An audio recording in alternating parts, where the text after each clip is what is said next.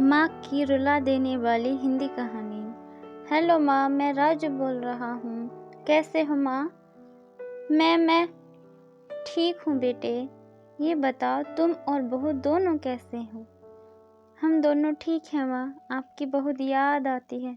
अच्छा सुनो माँ, मैं अगले महीने इंडिया आ रहा हूँ तुम्हें लेने। क्या? हाँ माँ, अब हम सब साथ ही रहेंगे।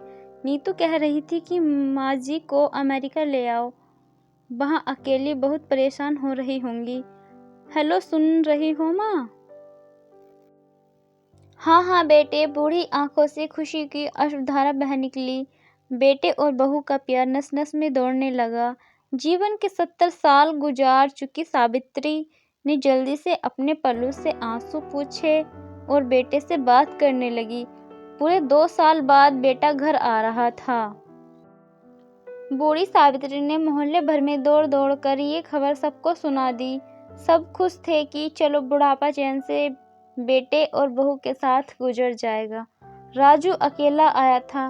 उसने कहा कि माँ, हमें जल्दी ही वापस जाना है, इसलिए जो भी रुपया पैसा किसी से लेना है वो लेकर रख लो, और तब तक मैं किसी प्रॉपर्टी डीलर से मकान की बात करता हूँ।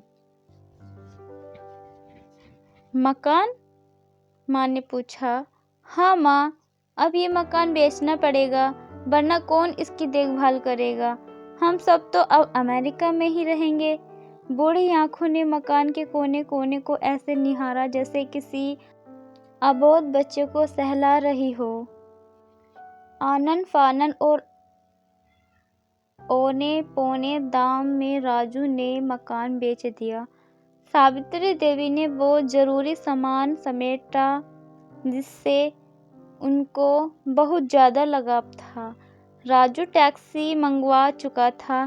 एयरपोर्ट पहुंचकर राजू ने कहा, माँ तुम यहाँ बैठो, मैं अंदर जाकर सामान की जांच और बोर्डिंग और वीज़ा का काम निपटा लेता हूँ। ठीक है बेटे।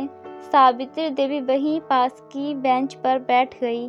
काफी समय बीत चुका था। बाहर बैठी सावित्री देवी बार बार उस दरवाजे की तरफ देख रही थी जिसमें राजू गया था, लेकिन अभी तक बाहर नहीं आया। शायद अंदर बहुत भीड़ होगी, सोचकर बूढ़ी आंखें फिर से टकटकी लगाए देखने लगती हैं।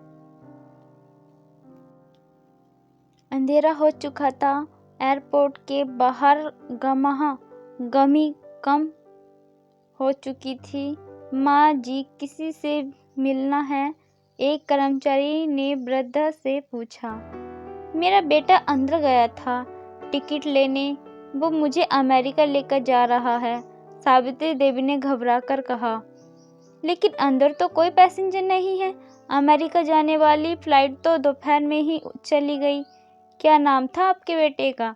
कर्मचारी ने सवाल किया। राजू। सावित्री के चेहरे पे चिंता की लकीरें उभर आईं।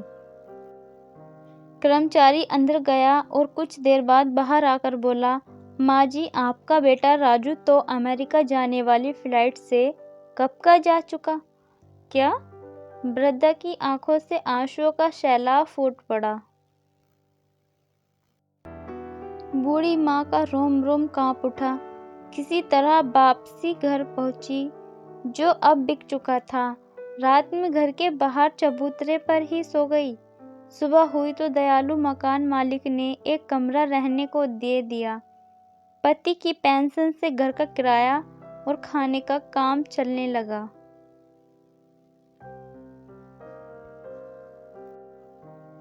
समय गुजरने लगा। एक दिन मकान मालिक ने वृद्धा से पूछा, माँ जी, क्यों नहीं आप अपने किसी रिश्तेदार के यहाँ चली जाएं? अब आपकी उम्र भी बहुत हो गई, अकेली कब तक रह पाओगी? हाँ, चली तो जाऊं, लेकिन कल को मेरा बेटा आया तो यहाँ फिर कौन उसका ख्याल रखेगा? आँख से आंसू आने लग गए दोस्तों। पढ़े अनाथ आश्रम दिल को छू लेने वाली कहानी। आँख से आंसू आने लग गए दोस्तों। बिनती माँ बाप का दिल कभी मत दुखाना। शिक्षा माँ तो माँ होती है।